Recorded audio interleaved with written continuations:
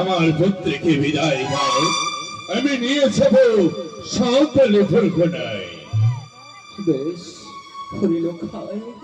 এইদিকে আমার এক দাদা এসে মুক্ত হস্তে 50 টাকা দান দক্ষিণা দিয়ে পুণ্যের ভাগী হই। যাই মা মনসা দেবী, যে আশা নিয়ে দান দক্ষিণা দিয়েছেন মা, তার আশা যেন পূর্ণ হয়। যাই জানুন দাদা কি যাওয়া।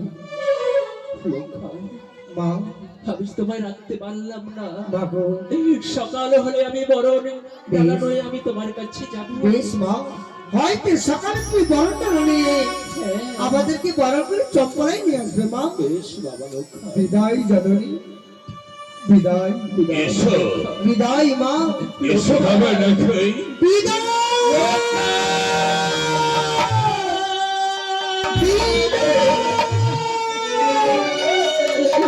আছি আমার ছেড়ে আমার লক্ষ্য চলে গেছে।